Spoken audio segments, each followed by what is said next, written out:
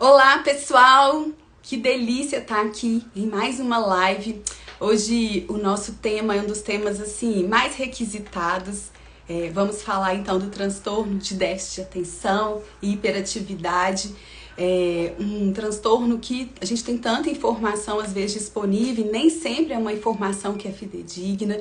Então o objetivo aqui é a gente trazer conhecimento, né, facilitar o entendimento de algo que às vezes alguém aqui está passando, se tiver algum líder aqui fazendo gestão de pessoas, compreender melhor essa dinâmica atual de gestão de pessoas, de como as pessoas hoje têm se comportado, se realmente tudo que a gente vê é TDAH, né? Tem muitos pais que também têm mandado perguntas, então espero que de fato hoje seja uma noite que venha mesmo para trazer bastante conhecimento e principalmente, né, que cada um aqui possa colocar em prática. Nossa convidada de hoje é alguém que eu tenho o maior carinho. Daqui a pouquinho ela está chegando aqui, vocês vão ver, a doutora Márcia de Novaes. E eu queria começar contando para vocês, então, né, o que é o transtorno de déficit de atenção e hiperatividade, né? Não é simplesmente ter uma desatenção ou alguém que é muito agitado, né? É porque tem, né, TDAH, né? Não, não é isso. Não é um rótulo que se coloca por essas duas, né, características. A gente usa dois critérios, né, diagnósticos, sim, que tem muita relação com a desatenção, é um dos critérios, e também com a hiperatividade e impulsividade, mas que precisa ter uma frequência e, de uma certa forma, causar algum prejuízo, né, na qualidade de vida. Então, hoje a gente vai falar do transtorno de déficit de atenção, que é um transtorno do neurodesenvolvimento, que significa, então, quando há algo, né, ali nas conexões cerebrais que estão ali num percurso que ao longo da vida vai trazendo algum prejuízo para a pessoa. Então, às vezes a pessoa alguém que não consegue, por exemplo, ir muito bem, né, na educação, na escola, às vezes depois tem uma estabilidade no emprego, nas relações humanas. Então, a gente vai falar bastante dessa questão. Então, não se adquire, a gente vai trazer um conhecimento, então, de como conviver, como lidar melhor, como a gente faz para manejar melhor, então, esse transtorno do neurodesenvolvimento. Gente, tá entrando aqui. Deixa eu aceitá-la aqui.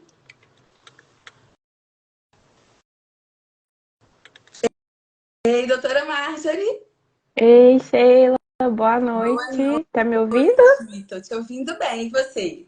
Tô te ouvindo direitinho também. Bom, bom, gente, a doutora Marjorie Novaes é médica psiquiatra.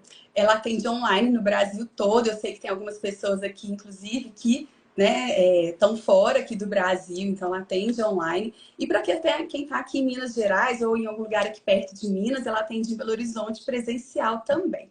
É alguém Uhum. que tem os valores que eu admiro muito, então gosto muito da conduta da doutora Margem, da forma correta, ética, e eu estou muito honrada, gente, tê-la aqui com a gente, uma profissional como ela. Sei também que tem muitos pacientes da doutora Margem aqui, então, doutora Margem, muito obrigada por disponibilizar seu conhecimento aqui com a gente. Eu espero que a nossa conversa aqui leve mesmo informação de muita qualidade, né? Então, quero primeiro te agradecer, te honrar e desejar as boas-vindas aí, tá bom? O prazer é todo meu, Sheila. Na verdade, eu que me sinto honrada com esse convite, né? Vindo de uma profissional assim que eu sei que é muito competente, né? Que já está atuando aí na psicologia há bastante tempo, né? Eu sou um pouco mais novinha aí em termos de tempo, né? Na área da psiquiatria. E para mim realmente é um prazer, né, estar com pessoas queridas aqui, né, que eu sei que estão acompanhando a gente, alguns pacientes, pessoas que nos acompanham nas redes sociais também. Obrigada a todo mundo que separou um tempinho, né, para estar com a gente. E, e é isso. Muito bom, isso mesmo. Bom, gente, eu quero começar logo dizendo para vocês, né? Que muita gente fala assim, nossa, eu hoje tô assim, com uma falta de atenção e virou meio que um jargão. Ah, deve ser TDAH, né? Isso é muito sério. TDAH não é pela só desatenção e pela, né, pela questão de estar mais agitado e tudo. Não é isso. A gente usa critérios muito rigorosos para poder dar um diagnóstico. A entrevista Uhum. clínica, né? feita por um especialista da psicologia, da psiquiatria, é onde a gente tem o grande diagnóstico. A gente usa algumas ferramentas, nós vamos falar aqui disso, mas nada substitui uma entrevista clínica com profissionais qualificados. Por que eu estou dizendo isso? Porque a gente tem muita informação de baixa qualidade por aí. Então, cuidado com esses rótulos, né? Tanto se você tem aí uma predisposição, tá achando que tem um diagnóstico de TDAH, o que a gente vai falar aqui não substitui uma consulta, tá? Então, vocês vão ter muita informação, mas não substitui uma consulta. Não é isso, doutora Marge? Exatamente. Tá bom. Vamos lá, então. Bom, eu queria começar, então, te perguntando, doutora Marge, o que de fato, então, falei o que não é, né? Não pode ser apenas a desatenção e a hiperatividade. Traz pra gente, então, assim, o que é de fato, né? O transtorno de déficit de atenção e hiperatividade. Vamos fazer essa dobradinha aqui juntas, tá bom? Vamos sim. Então, o TDAH, eu acho que eu peguei um pedacinho da sua introdução, né? Ele é um transtorno do neurodesenvolvimento, ou seja, é um transtorno que se dá, né, ao longo aí da vida intrauterina, né, no desenvolvimento, né, do nosso sistema neurológico mesmo.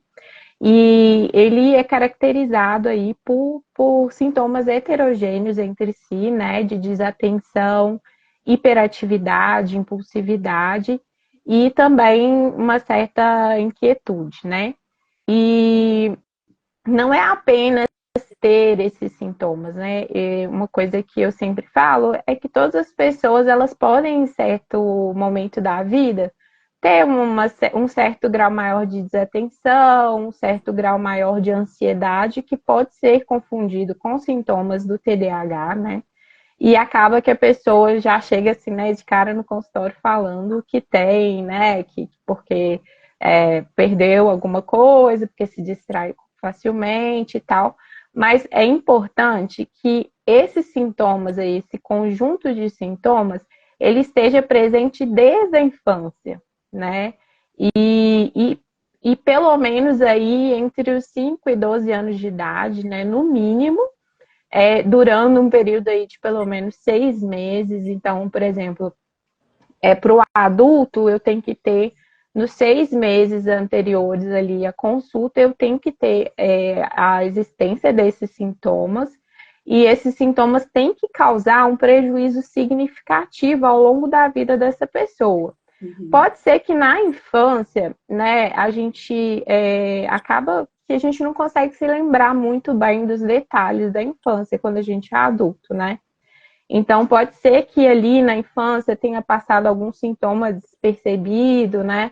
Então, talvez o paciente, no início da infância, estudou numa escola que cobrava pouco, tinha uma mãe que fazia as tarefas de casa para ele, ou então tinha professor que ajudava. Às vezes tinha alguém em casa que fazia as tarefas domésticas, então ele também não era cobrado quanto à organização, quanto, né, a estar mais atento às questões da rotina, né? E aí chega mais ou menos aí na idade, vamos dizer assim, da parte do ensino fundamental, aí que os sintomas começam a aparecer mais. Uhum. Né? Então, até mais ou menos os 5 anos de idade, a criança normalmente ela já é mais inquieta, mais desatenta, né, mais agitada. Pode ser que os pais percebam, por exemplo, que essa agitação dessa criança, ela está além, né, do esperado para a idade. Então, por exemplo, é uma criança que chama atenção diante dos outros coleguinhas nas brincadeiras, uma criança que interrompe muito as outras, uma criança que fala demais, né, uma criança assim, né, que tem uma dificuldade, por exemplo, em permanecer por mais tempo ali numa determinada tarefa que corresponde à faixa etária dela, né? Então, tudo a gente tem que ver de acordo com a faixa etária e o contexto. Para crianças, esses sintomas, eles não estão presentes, por exemplo, só na escola. Por exemplo, na escola ele é inquieto, na escola ele é meio voado, tem dificuldade de fazer as tarefas, mas em casa não. Em casa ele consegue manter a atenção, em casa ele é organizado. Então, né, para criança, eu preciso que isso apareça em mais de um contexto. Né? E como que eu vou conseguir analisar isso? Para a criança, eu preciso ter avaliação da família, né, dos pais, né, detalhando esses sintomas e em que contexto que eles aparecem, né? E é muito importante ter meu relatório da escola. Uhum. Eu não sei se você acompanha crianças menores, adolescentes, né? Só os É bom pais que a das gente tem crianças. só os pais, né? Pois é. Então a gente precisa que tenha os déficits, né? Hiperatividade, né? A gente tem que ter pelo menos 6 critérios para crianças e adolescentes até 12 anos de idade. Para os adultos, a gente tem que ter 5 critérios, ou de desatenção ou hiperatividade, né? Hoje em dia a gente não é necessário que a gente tenha dos dois, né? Hoje a gente sabe que a gente pode ter apresentações mais desatentas ou mais hiperativas e que ambos, né, que todas as pessoas que têm TDAH têm um pouquinho de cada um. Mesmo que seja uma hiperatividade assim dos pensamentos e não uma hiperatividade motora. Isso é Uhum. bem importante assim para a gente destacar. E em relação aos adultos, né? Mas e aí, eu não lembro da infância, como que isso é feito, né? Em relação aos adultos, eu preciso, né, que esses sintomas estejam presentes também em mais de um contexto e que esses sintomas causem prejuízos, né, a esse adulto. Então, esse adulto ele vai ter prejuízo no trabalho, ele vai ter prejuízo às vezes em relacionamentos, prejuízo, por exemplo, nos estudos, na faculdade, né? Mas, como eu falei anteriormente, eu preciso que haja o relato desses sintomas presentes antes dos 12 anos de idade, obrigatório. Não existe ainda, né, assim, tem muitos estudos investigando se existe a possibilidade do surgimento, né, do TDAH na vida adulta, mas ainda não existe. Então, TDAH é um transtorno do neurodesenvolvimento, então é na infância que os primeiros sintomas vão aparecer. Isso mesmo. E os efeitos, né, no adulto, a gente vê muito, por exemplo, às vezes no trabalho, né? Por isso que a entrevista clínica, ela é fundamental, gente, pra gente fechar, né? Assim, eu tô muito desatento, será que é? Eu tô, às vezes, muito agitado, não consigo ficar sentado por muito tempo. Então, a gente faz uma entrevista onde a gente vai, então, pegando todo esse histórico, né, que a doutora Marge trouxe tão bem, assim, da infância, que são os grandes marcos até os 12 anos, se teve algum prejuízo, algum comportamento, porque criança brinca, criança, né, às vezes não vai querer ficar sentado mesmo. Tem uma parte que é esperado da fase de desenvolvimento que a criança e esse adolescente está.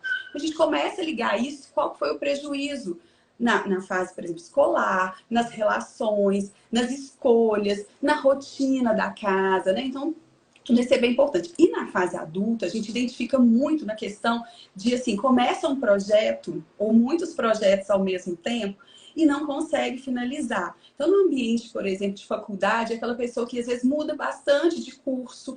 Ela fala assim, porque eu ainda não me encontrei, né? Então, a gente pega muito aqui no consultório, às vezes uma demanda assim, eu tô buscando, assim, tem uma palavra que hoje está bastante usada, tô buscando o meu propósito. Vim para terapia, preciso de um médico, eu não tô encontrando o meu propósito, perdeu a graça. E a gente vai identificando e muitas vezes a gente vê, então, que o critério diagnóstico, a gente fecha o critério de diagnóstico de TDAH, porque não é que a pessoa não encontrou um propósito, é porque ela precisa ali, tá no protocolo correto para poder ter uma qualidade de vida e finalizar aquilo que acaba. Então, outro exemplo, pessoas que são, assim, muito produtivas, falam assim, eu gosto de fazer muita coisa ao mesmo tempo no trabalho, mas se perde na organização, no prazo, né? Então, tudo isso também são características disfuncionais assim, que a gente vê na vida adulta, que não precisa ser assim, traz sofrimento, às vezes um descontrole financeiro. Então, assim, nossa, eu estava aqui normal, de repente eu vejo uma viagem e vou no impulso e compro aquela viagem. Tem problema com isso?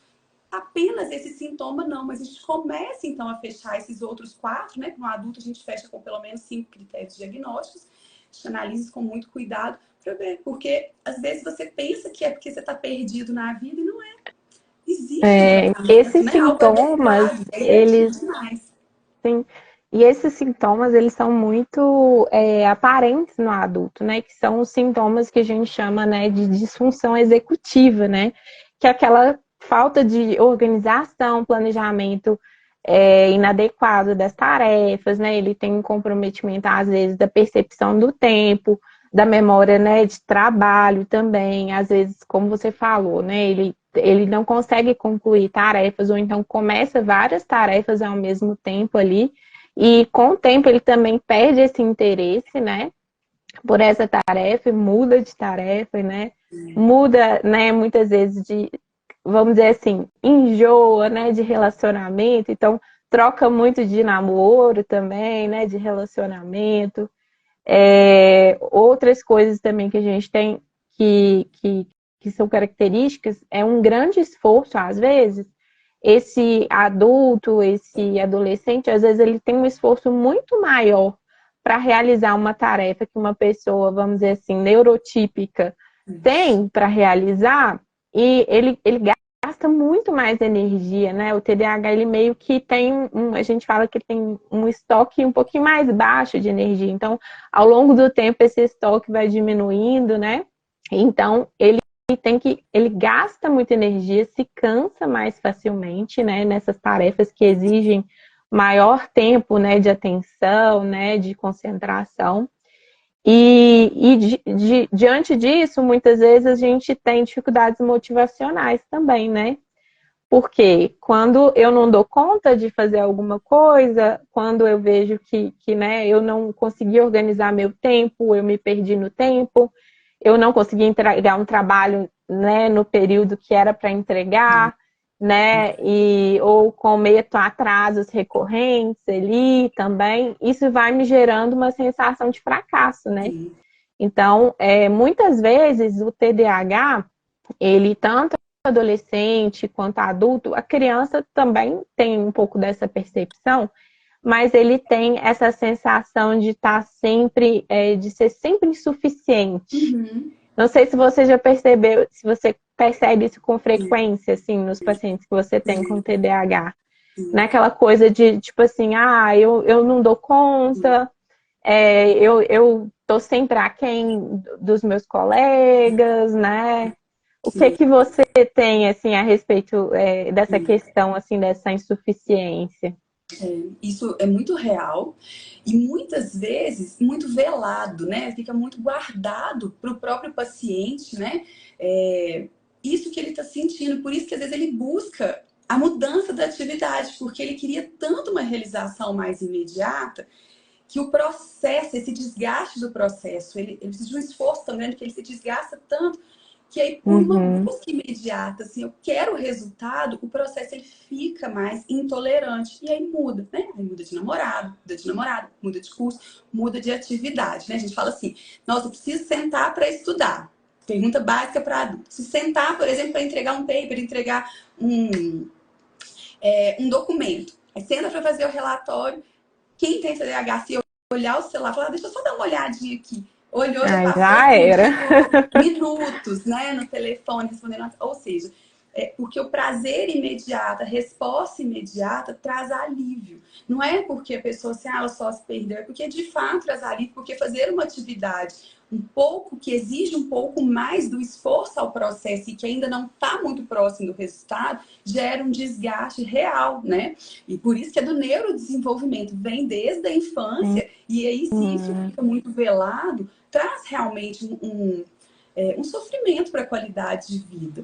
Então, a gente tem que ter muito cuidado com os sintomas, mas principalmente de falar assim, olha, eu agora tenho TDAH e me entendo e tá bom. Não, eu me entendo e preciso ter uma qualidade, mereço ter uma qualidade de vida e a gente tem todo o manejo, então, cada pessoa é única, embora os sintomas, né, eles são critérios para fechar o diagnóstico, cada pessoa é única, cada um tem uma responsabilidade, né, e a gente vai descobrindo, então, como reduzir, às vezes, essa disfuncionalidade que gera tanto cognitiva, quanto também motivacional. Então, é muito comum, né, no consultório, a gente vê muito, às vezes não chega o paciente, né, doutora Márcia, diz assim, eu, assim, tô com sintomas de TDAH, mas chega e fala assim, olha, quero mudar de emprego, não tô conseguindo, assim, já tenho, né, tem muitos pacientes, assim, chegam assim, tenho 30 anos e até hoje eu não tenho nada na minha vida, chega, tem algo errado comigo, né? E aí a gente Isso é vai uma, evoluindo e vai descobrindo que é o TDAH que faz isso. uma característica, né, do TDAH é que ele não consegue muito ter essa percepção de recompensa a longo prazo, né? Então, o TDAH, ele tem que ter essa recompensa mais imediata, né? Ele quer aquela recompensa para ontem, né? Tipo assim. Então, ele não consegue esperar esse tempo todo, né, para ter uma recompensa. Então, ele não consegue, muitas vezes, se planejar financeiramente. É uma pessoa, né, como você falou, que às vezes faz gastos mais impulsivos, não consegue ter uma planilha financeira organizada, ele não consegue pensar, poxa, hoje eu tenho que poupar porque daqui a tantos anos eu quero isso, aquilo e tal. Então, ele muitas vezes não consegue persistir, por exemplo, numa dieta, não consegue persistir, por exemplo, numa atividade física, né? Então, geralmente, o que que ele persiste mais fácil? Naquilo que aumenta a dopamina mais rápido, né? Porque eu tenho, né, uma quantidade aí mais baixa aí de dopamina, né, no meu sistema ali de recompensa, e o que ativa isso mais são as coisas que me dão prazer imediato, né? Então, às vezes, por exemplo, o adulto, ele faz muito também o hiperfoco, né, que é aquilo que o paciente ele fica completamente absorvido em algum assunto que motiva muito, né? Tem pais que falam assim, ah, mas meu filho não tem TDAH não, porque ele passa horas no videogame, no celular e tal, e na hora que vai sentar para estudar, aí não dá conta, é preguiça, né, é malandragem, né? Mas na verdade, o que que acontece? Quando eu tô ali no celular, ou eu tô ali, por exemplo, numa rede social, aquilo é dinâmico, né? Aqui, num videogame, né? O tempo todo eu estou tendo recompensas, né? Eu tenho bônus, eu tenho mudança de cores, de efeitos e aquilo ali, né? Toda hora minha dopamina vai aumentando e aquilo ali vai me prendendo a atenção. Por isso que eu consigo ficar ali mais tempo, né? Já uma atividade monótona, uma atividade que eu não tenho muito interesse, aquilo ali dificilmente vai sustentar a minha atenção. Hoje em dia a gente não fala em déficit de atenção, a gente fala de uma desregulação atencional. Então, tem momentos em que eu vou estar hiperfocado e tem momentos que eu vou estar totalmente desfocado. Então, assim, o TDAH, ele é um transtorno que a gente fala que ele é dimensional. Ou seja, ele não é, tipo assim, categórico. Todo mundo vai ter isso, isso, isso, isso, né? Eu posso ter 10 pacientes com TDAH e cada um deles tem uma apresentação É diferente, verdade. né? E além disso, outro sintoma que eu acho que assim, não se fala muito, mas que hoje as pesquisas têm focado bastante é a desregulação emocional também no TDAH, principalmente em mulheres, e essa desregulação emocional, ela vai ocorrer de acordo com as oscilações hormonais, por exemplo, das mulheres ao longo da vida. Por exemplo, as mulheres pioram muito essa desregulação emocional, ou seja, essa capacidade de se autorregular, ou seja, de eu sentir uma emoção e não ter uma reação tão abrupta, né? Eu sentir, né, ter alguma experiência ruim e não reagir de forma, né, desproporcional ou por muito tempo, né, de eu voltar ao meu basal, né, mais fácil, eu vou ter mais essa dificuldade na fase lútea, que é a fase do meu ciclo menstrual que antecede, né, a menstruação. Isso já foi É comprovado. verdade.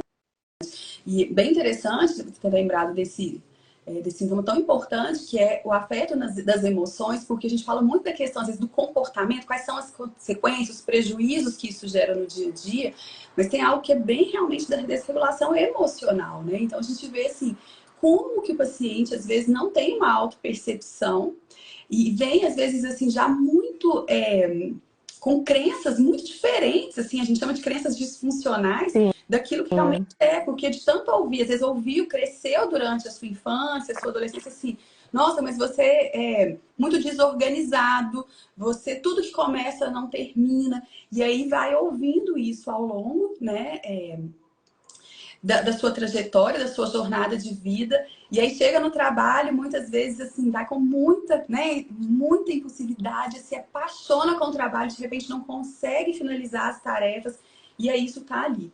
E aí, somada a uma questão muito fisiológica, química, hormonal, né? Por exemplo, nas mulheres a gente tem essa curva mais acentuada de hormônio durante os ciclos menstruais, né? Durante o período também de pré-menopausa, a gente vê muitas mulheres Sim. aí nessa faixa etária de 48, 49 anos. Eu tenho um caso bem interessante de uma de 47 anos, uma paciente que chegou, né, não tinha o diagnóstico até então, e a gente, né, nós confirmamos, estamos fazendo a psicoeducação, que ela está com TDAH. Ela falou, eu tô com 47 anos, eu não sei se eu quero mais, se eu mereço, sim, nem viver bem. Eu falei, não, você vai viver muito melhor, né? Se você entender o que é mesmo, o que acontece com você, tira, é como se tirasse todo um pensamento, não é isso que acontece comigo. Então, assim, muito interessante essa questão hormonal dos ciclos, né? Como que isso realmente afeta. E independente da faixa etária, a gente tem, gente, um prognóstico muito assertivo, tanto da psicoeducação, da terapia, quanto principalmente quando a gente está ali junto com um médico especialista, que é o psiquiatra, gente, porque onde a gente não vê efeito, fazendo um parênteses, quando você está tomando um medicamento que a sua prima toma também, e aí você pede uma receita para um outro especialista. Por Sim. quê? Porque a gente tem, cada paciente, embora os critérios diagnósticos são a nossa base para fechar o diagnóstico, você tem um histórico de vida, a entrevista clínica precisa ser feita por um especialista. Então, muitas vezes, a medicação inadequada vai também gerar prejuízo. Mas se você está com um especialista, com certeza a sua qualidade de vida, a sua forma de viver, a sua autopercepção, a forma como você vai se portar com a família, no trabalho, né, com seus filhos, vai ser completamente diferente. Tira mesmo assim aquilo, nossa, eu não dou conta, né? A gente começa a trabalhar de uma outra forma, viver de uma outra forma. Com certeza. O André fez uma pergunta aqui, André, a gente vai trazer um pouco mais então dos prejuízos, né, que o TDAH então causa. A gente vai deixar as perguntas aqui para o final, mas obrigada aí pela sua pergunta. Vamos falar um pouco aqui. A gente vê também uma característica do TDAH com consequências com outras comorbidades, com outras patologias, né? Não só de transtornos mesmo, né? Que a gente tem, mas a gente vê a questão do peso, né? Às vezes uma dificuldade em seguir mesmo uma dieta. Por que tem a dificuldade? Porque o processo, né, precisa de um esforço maior para quem tem o TDAH. Então, às vezes acaba recorrendo aí, né, a outras formas. E aí a gente tem uma consequência de um número muito elevado de obesidade, assim, a gente tem já algumas comprovações, né, doutora Marjorie, assim, o quanto que não tratado pode sim gerar, inclusive, né, outras doenças, como, por exemplo, a obesidade. A gente também vê aumento, por exemplo, de hipertensão. Por quê? Porque pessoas começam a se alimentar também, não conseguem ter uma constância de atividade física. Mas temos outras comorbidades, assim, do TDAH, como transtornos de ansiedade, que podem estar ligados, né? Muito comum. Cerca de um terço dos pacientes com TDAH tem transtorno de ansiedade comórbida. Sim, vamos falar um Né? pouco dessa Vamos, comorbidade? vamos. Uhum. Assim, o TDAH e a comorbidade é praticamente a regra. Cerca de 85% dos portadores de TDAH têm alguma comorbidade, né, assim, dentro da psiquiatria. Por isso que é muito importante, assim, um diagnóstico, assim, bem preciso, bem atento, sabe? Eu acho muito difícil a gente pegar e fazer uma consulta de 20 minutos, por exemplo, né, e já fazer um diagnóstico, sabe? O diagnóstico do TDAH, principalmente na vida adulta, assim, tem que ser mais investigado, né? Às vezes com a presença de uma terceira pessoa, né? Alguém da família mesmo, ou cônjuge, por exemplo, né? Por quê? Porque, desculpa, porque geralmente não é só o TDAH, tem mais alguma coisa, né? Outro dia eu estava conversando com uma colega da psiquiatria e ela estava me falou assim, nossa, Margia, muitas vezes a gente tem que estar bem atenta aos diagnósticos aí na infância também, porque muitos casos às vezes cursam com períodos de maior irritabilidade, né? Aquela criança que fica mais irritada, tem comportamento às vezes mais violento, tem períodos de insônia. E muitas vezes é um TDAH, e é um TDAH, às vezes, com transtorno bipolar de início na infância, e que se trata como TDAH só, e chega ali na vida adulta já tem vários prejuízos por não ter tratado o transtorno bipolar, por exemplo, né? Normalmente, desses 85% de pacientes que têm comorbidade, cerca de 33 a 60% têm duas ou mais comorbidades psiquiátricas. Sim. Em crianças e adolescentes é muito comum a gente ter transtorno opositor, desafiador, transtornos de aprendizagem, né? Muitas vezes pacientes na infância que têm TDAH, eles têm 2 a 3 vezes mais QI limítrofe ou deficiência intelectual, alterações de fala, né? De aprendizagem, dislexia, tiques, né? Em pacientes, por exemplo, em idade escolar. É muito comum, por exemplo, na vida adulta, adolescência, depressão é um dos transtornos comórbidos mais comuns e transtornos de ansiedade também, como eu falei. Na vida adulta e adolescência, a gente tem muito abuso de substância e pode evoluir para um transtorno por uso de substância, né? Dependência química das mais diversas, né? Esse ponto é um ponto que eu até queria fazer uma consideração, assim, para quem tá aqui, tem algum filho, algum sobrinho que tá nessa faixa etária, a gente da adolescência, 15, 16 anos. Quando não diagnosticado o TDAH nessa faixa etária, a gente tem uma correlação muito alta de uso de substâncias. Você, meu filho não fazia nada, de repente é isso, né? Então, assim, uma das questões que chama muito é não tratado, porque a pessoa precisa de um alívio, ela quer se sentir bem. Então, assim, fiquem atentos, né, a essa faixa etária.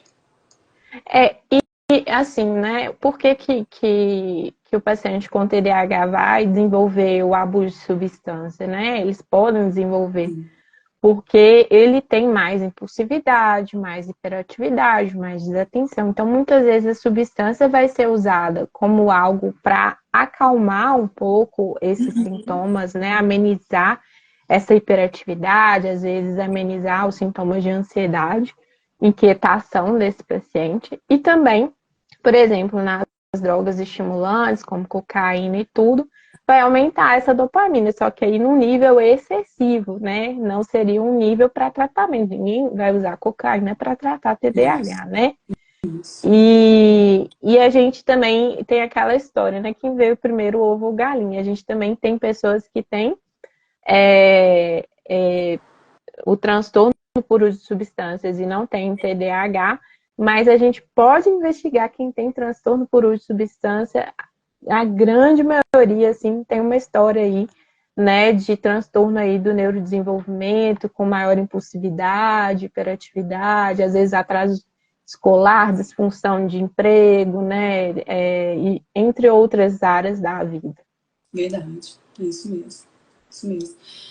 É bem importante, né, essas considerações e a gente, num tratamento, mesmo no adulto, né, querendo fazer esse ponto que a doutora Marta trouxe ali no início, muitas vezes a gente chama, né, grande parte das vezes a gente chama uma terceira pessoa para ouvir, né, a gente tá assim, o psicólogo ou o psiquiatra, a gente faz um trabalho bem multidisciplinar, então assim, um ou outro, e chama alguém da família, da convivência, para fechar o diagnóstico, para entender também como está o avanço do processo, porque os efeitos ali na vida familiar, né, tem um impacto, então é muito rico que a pessoa participe, né, assim, acaba que o entendimento de quem convive contribui muito, de forma muito social ali, para que o avanço do tratamento, não só o medicamentoso ou só o protocolo da terapia, funcione bem. Então, a gente chama para fechar o diagnóstico, mas o envolvimento também, né, de alguém da família, a gente chama de rede de apoio, faz muita diferença no avanço. E principalmente, não é só na criança, também nessa fase da adolescência e o adulto também. Então, a gente faz a gente chama de psicoeducação com a família, trazendo aí, né, o que é de fato TDAH, como a gente está trazendo aqui. Se tem alguma, né, alguma comorbidade, né, alguma outra questão de saúde ligada, a gente aproveita para investigar e ter um plano de tratamento que englobe, né, todas essas possibilidades que a doutora Marge trouxe de uma forma tão clara. Foi ótimo a forma como você trouxe, doutora Marge. E aí a gente começa, então, a fazer uma uma reestruturação cognitiva no paciente, mas na família a gente começa a trabalhar também uma nova estrutura de organização, algo que seja mais funcional, com mais impacto para o protocolo, para o plano de tratamento desse paciente. Então, vou dar um exemplo assim bem simples, né? Muitas vezes a gente está ali com um adulto, por exemplo, um casal recém-casado, e que às vezes ele está ali com TDAH, é muito comum em homens, né? A gente tem hoje mais elevado em homens, né? Com diagnóstico de TDAH do que de mulheres. E aí a esposa às vezes traz assim, olha, ele é muito desorganizado, eu falo com ele, não atende, nunca responde, nunca a gente combina, não faz. E a gente vai investigando, por exemplo, e pode fechar um critério para TDAH. E aí não adianta. Às vezes a esposa reclama, fala assim, ah, parece que ele não presta atenção em mim, que ele não me valoriza, né? E às vezes a pessoa é super desatenta mesmo, ela não consegue manter o foco assim numa conversa, né? Mas aí às vezes passa muito tempo em jogo no computador e menos tempo com a esposa, né? E a questão de esquecer as coisas em casa, né? Por exemplo, esquece para trás, tem que voltar, né? Esquece chave, esquece carteira, perde, né? Vai no Fora. supermercado, não traz o que era para trazer. Não, era para trazer uma coisa, a esposa vai lá e explica tintim por tintim. É assim, da cor tal, tal, tal. Aí chega e traz uma coisa completamente diferente, né, do que a esposa falou. Isso gera um desgaste no relacionamento, né? Exatamente. Isso mesmo. Então, e aí, se for um diagnóstico de TDAH, então a gente faz toda uma psicoeducação, né, uma reestruturação, a gente chama de reestruturação cognitiva aqui na TCC, né, vai encaminhar aí para o médico, vai tomar a medicação mais adequada, porque uma medicação que para uma pessoa com TDAH não é a mesma para outra. A gente tem, né, de acordo com o histórico de vida, de saúde da pessoa, né, doutora Márcia, são protocolos diferentes. Mas o que é importante, porque aí, por exemplo, essa esposa que está tendo uma consequência na relação conjugal com isso, pode contribuir muito com algumas mudanças de hábito dentro da própria casa. Então, o paciente, ele não vai sozinho para o tratamento. Ele vai estar ali tratando o seu TDAH, mas as disfunções ali, né, por exemplo, sociais, de habilidades, podem ser muito bem estruturadas dentro do ambiente que ele está também. Então, a participação, gente, da família num adulto também é muito importante. Não para apenas do diagnóstico, mas para o protocolo, né? Então, não deixem de buscar mesmo, de participar, se vocês estão convivendo com alguém assim, principalmente em empresa, né? Eu recebi bastante pessoas assim que falaram, olha, minha equipe, metade tem TDAH, como é que eu faço para gerir? Deixa eu falar um pouco disso, mas muitas vezes, assim, a falta de dentro da casa, de uma organização, de planejamento, gera efeitos parecidos com o TDAH, né? Que assim, eu não fiz, mas não estava combinado isso, não está organizado, então às vezes não é TDAH também. O mesmo para as empresas, então às vezes o líder está ali com dificuldade com a equipe. Sim, vocês podem ter mesmo pessoas no time, né? A gente tem aí o TDAH, ele tem um percentual considerativo, acho que está com 3% hoje em adultos, né? A população mundial de 3%, ainda é esse dado, doutora Márcia? É 3%.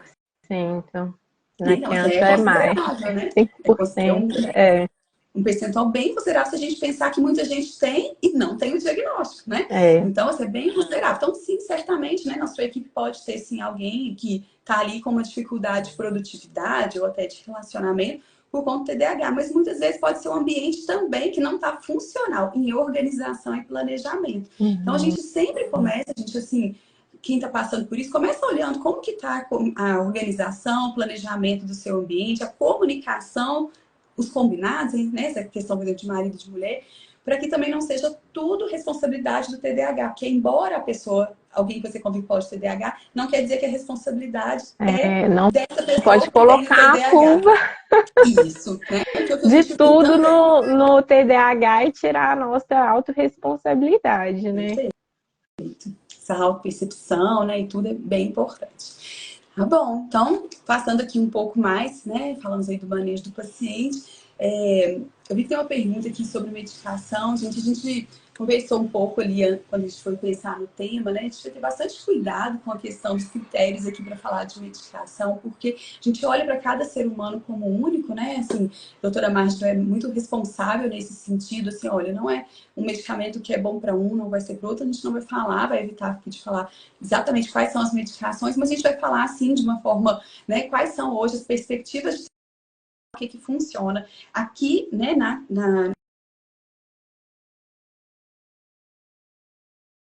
O-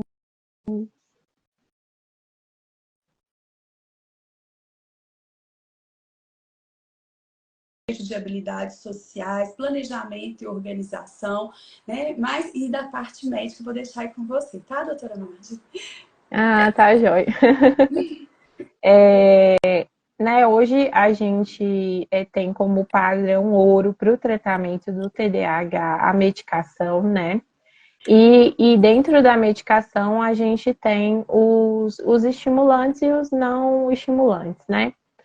E o ideal mesmo do tratamento é que a gente entre com a medicação estimulante já, né? Se o TDAH for diagnosticado na infância, né? Se essa criança tem realmente esse diagnóstico com esses prejuízos, a medicação vai ajudar muito, né, no desenvolvimento dessa criança, melhorar a questão de aprendizagem, melhorar o foco, a atenção, né, diminuir os sintomas de hiperatividade motora, né, e essa criança vai conseguir focar e persistir mais nessas tarefas, gerando até vamos dizer assim, uma gratificação maior ao longo do tempo para essa criança como indivíduo, né? Para ela não se sentir também tão disfuncional, tão aquém dos outros, né?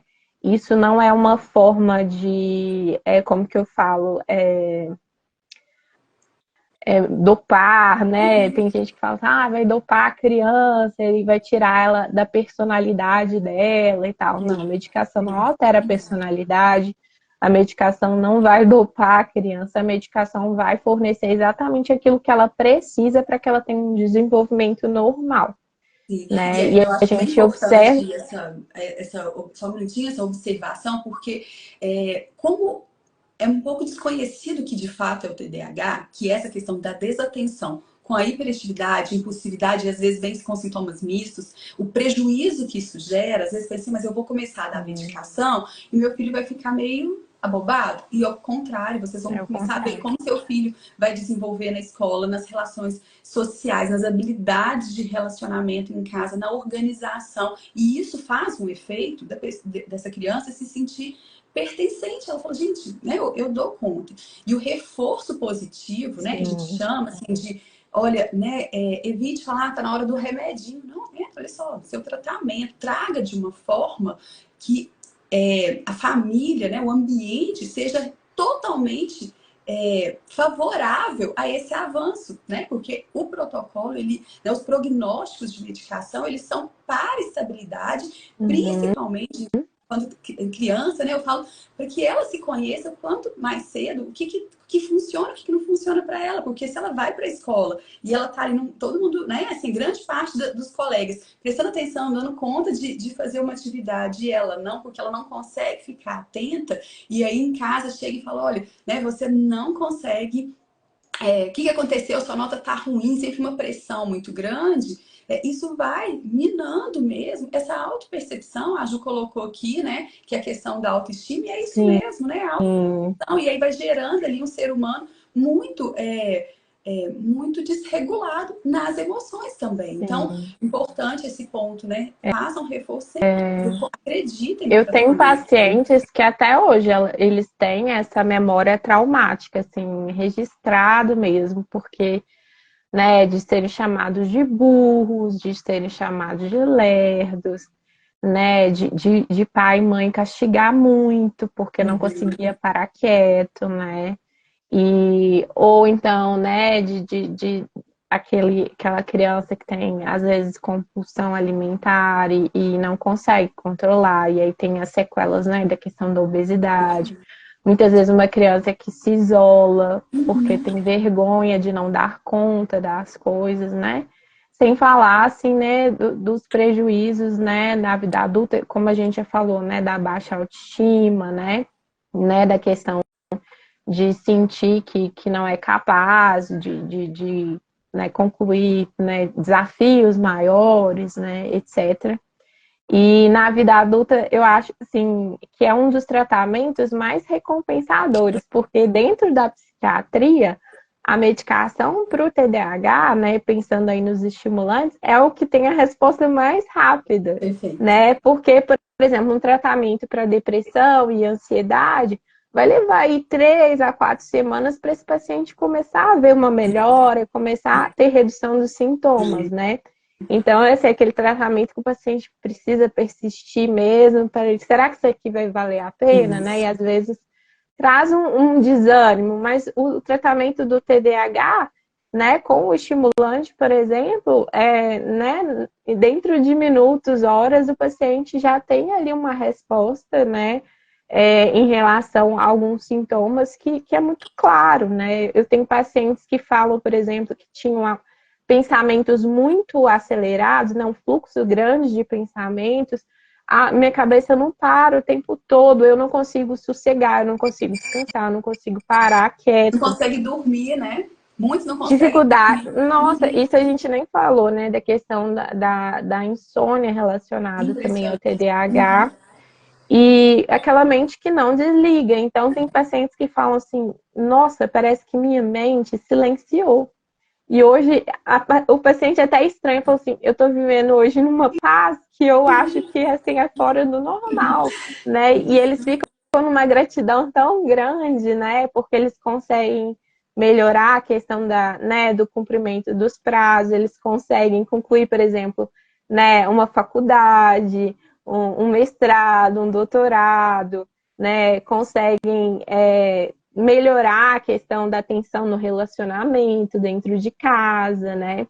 E isso faz, assim, toda a diferença, até para a pessoa perseverar, por exemplo, em coisas que para ele era difícil antes, né? Um controle, por exemplo, da alimentação, fazer uma atividade física, né? É, E também diminui muito a impulsividade, né? E também, né, diminui, por exemplo, né, essa questão da busca por novidades, da busca por situações muitas vezes que são perigosas para esse paciente.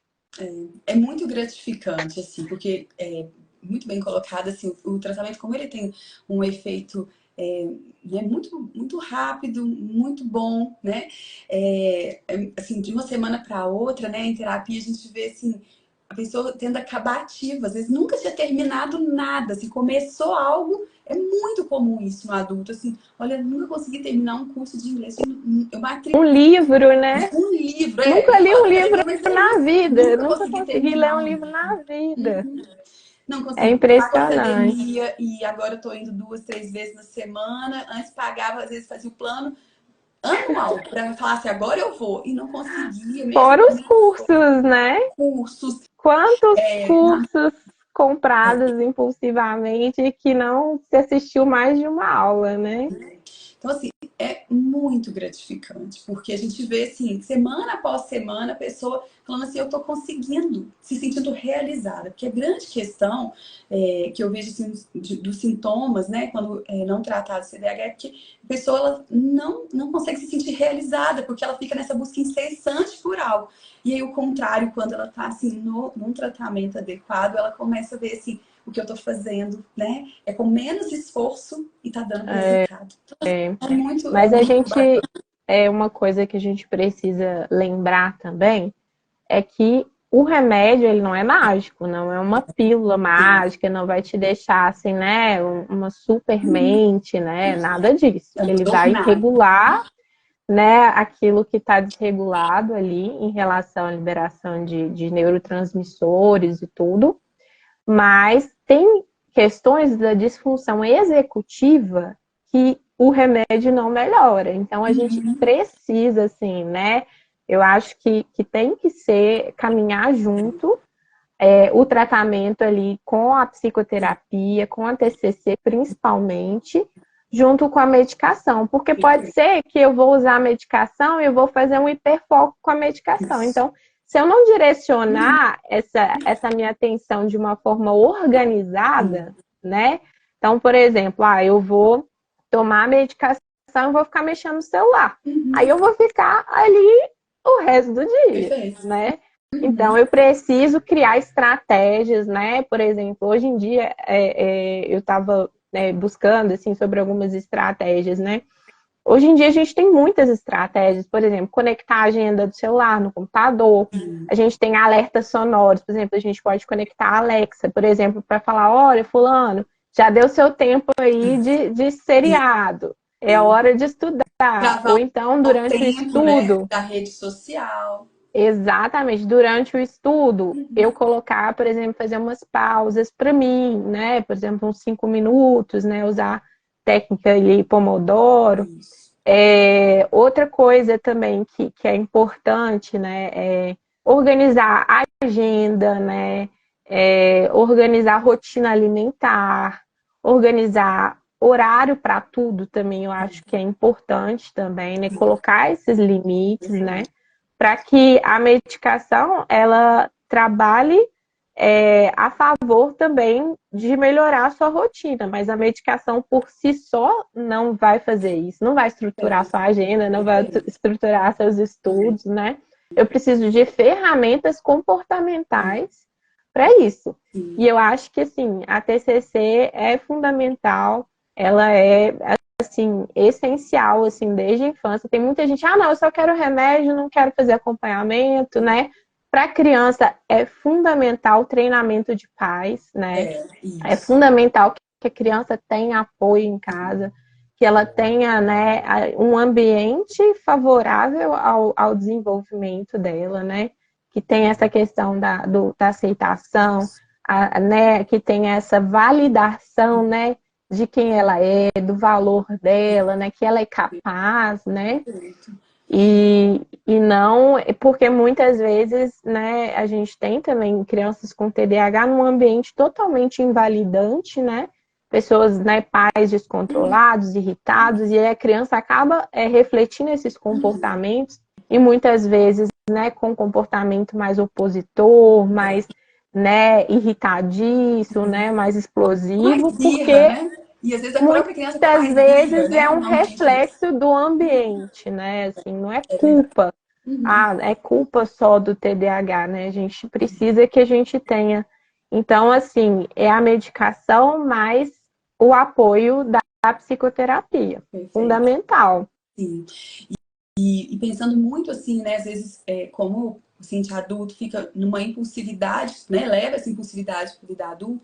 Muitas vezes ele não teve ali não adquiriu ao longo da vida uma habilidade de resolver problemas e conflitos, que ele vai puxando assim, tipo, eu quero sempre estar legal, então eu não vou resolver esse conflito, vou fazer outra questão.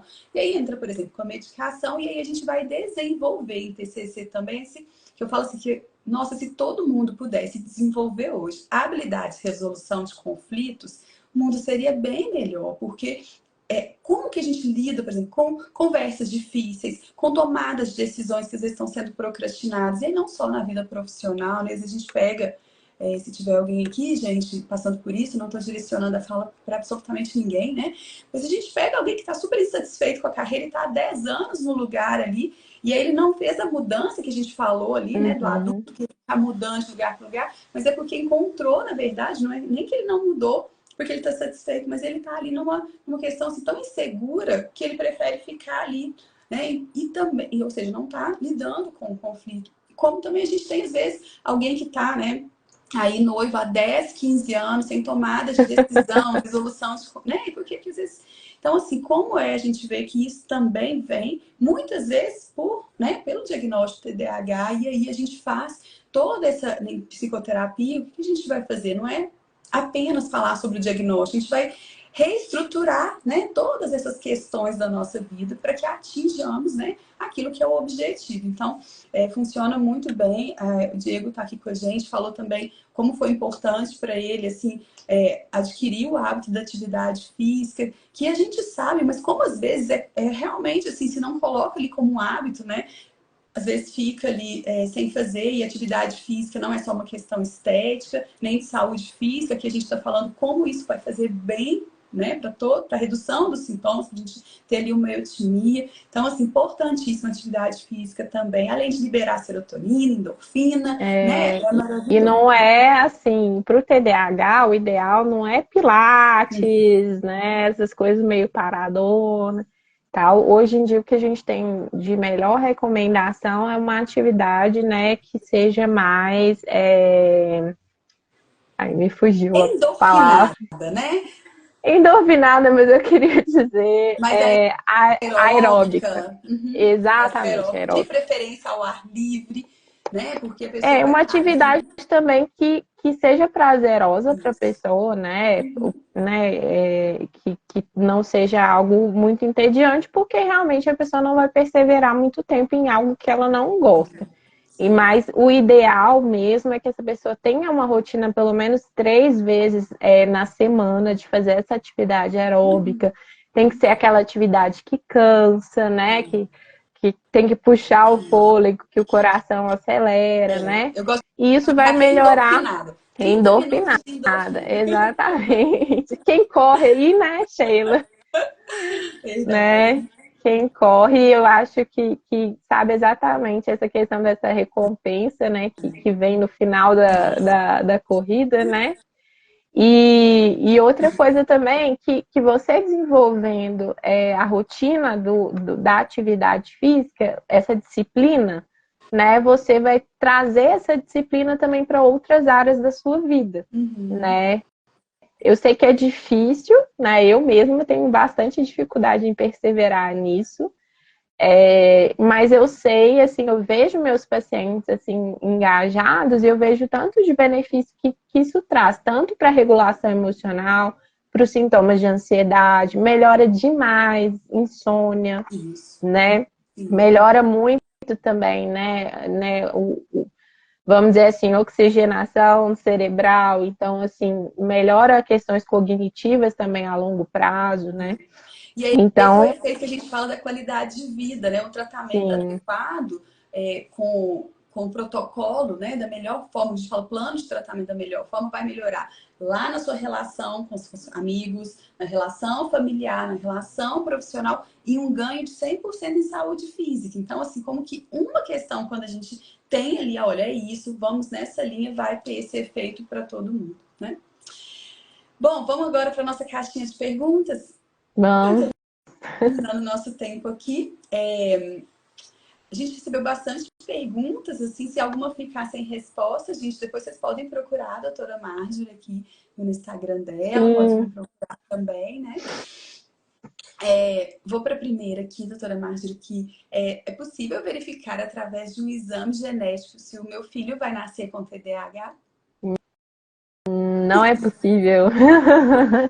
A gente tem estudos já que já codificaram genes relacionados ao TDAH. A gente sabe que é um transtorno, né, diretamente ligado à questão de herdabilidade genética, mas não é possível. Esses estudos assim são mais para pesquisa mesmo. A gente não tem como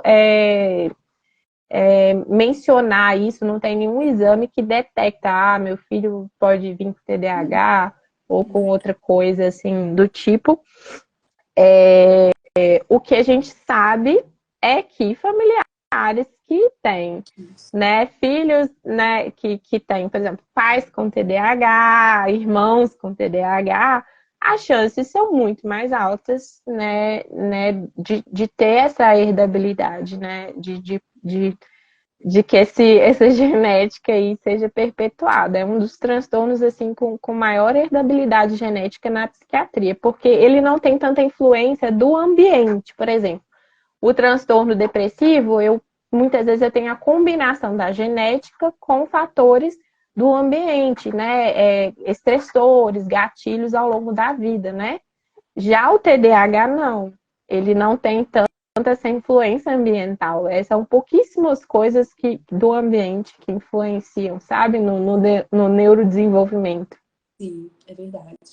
E por isso, gente, que assim, às vezes a gente vai atender assim, um adolescente, 16, 17 anos, ou um pai, uma mãe que fala assim, nossa, meu filho deu um problema no colégio, e aí eu levei, descobri que ele tem TDAH e eu acho que eu tenho também. Isso tem sido muito recorrente, porque assim, cada vez mais as Sim, pessoas têm tido a consciência de quanto vale a pena uma vida bem vivida, com qualidade de vida, com, né, a gente poder mitigar o máximo possível e os efeitos, né, que os sintomas têm. Então, é muito bom. E aí a gente acaba vendo que às vezes esse efeito que tem hereditário, muitas vezes é descoberto numa fase adulta até pela própria criança que está em casa. Então, se tem alguém aqui passando por isso, busque também o diagnóstico, porque a medicação que alguém da sua casa toma não é a mesma que você vai tomar muito provavelmente, né? Nem em termos de terapia vai ser a mesma conduta, né?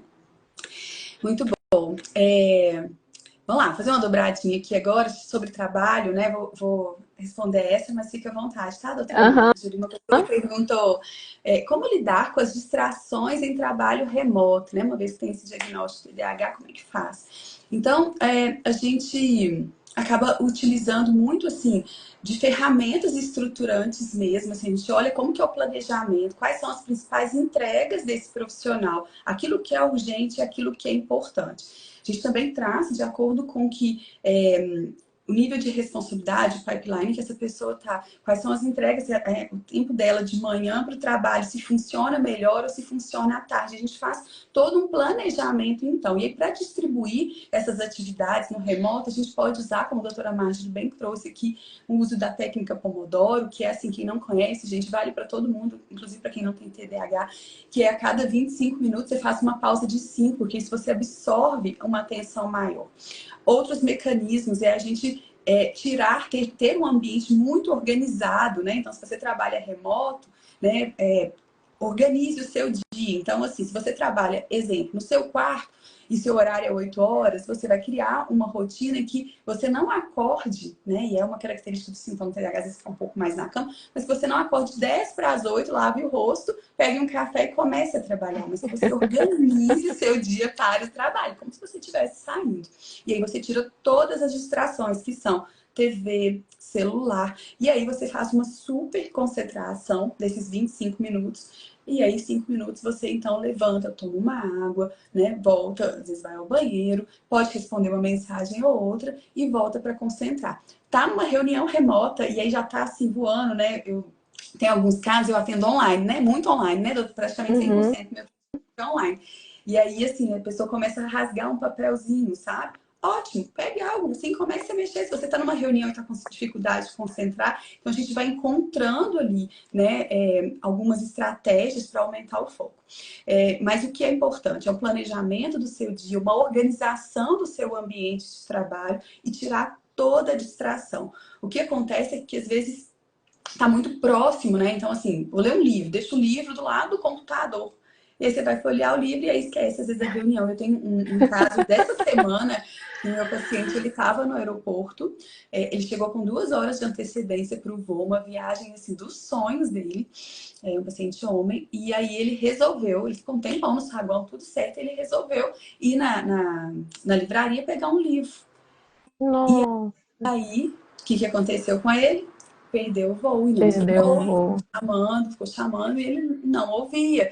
E ele chegou com antecedência. Então, apenas o planejamento também não é suficiente. Então, você precisa ir desenvolvendo algumas habilidades. A gente, na terapia, trabalha bastante isso, para que você possa manter o foco por um tempo. Então, estou no aeroporto. Qual é a coisa mais importante? Aí você vai olhar o que é urgente, o que é importante. Mais importante é olhar se o portão não mudou. Não adianta chegar com antecedência. Preciso ver se meu portão não mudou. Então, é bem importante, assim, né, tirar as distrações, tá? De forma bem, assim, rápida. Como ter um bom trabalho remoto. Tire as distrações e organize para aquilo que é importante, para você reduzir as urgências. E para as mulheres que trabalham em casa, né, é mais difícil ainda. Eu vejo, assim, eu mesma, assim, com as minhas dificuldades em casa, muitas vezes eu começo a trabalhar e aí eu vou, já começo a lavar roupa, aí eu lembro que tem uma louça na pia, e aí eu lembro que eu tenho que mexer em alguma coisa, e aí na hora que você vê, você acaba adiando alguma coisa que você tem que resolver, né? E se distrai com questão de horário, né? Então é importante separar o tempo exato. Não, esse momento é como se eu estivesse trabalhando fora, mas eu estou dentro da minha casa. E aí eu tenho o tempo certo, o meu horário, né, na semana, que é o meu horário de fazer as atividades de casa, né? Ou então um horário certo no dia que eu vou mexer, né, com a cozinha, arrumar, né, organizar as coisas, né? É bem importante.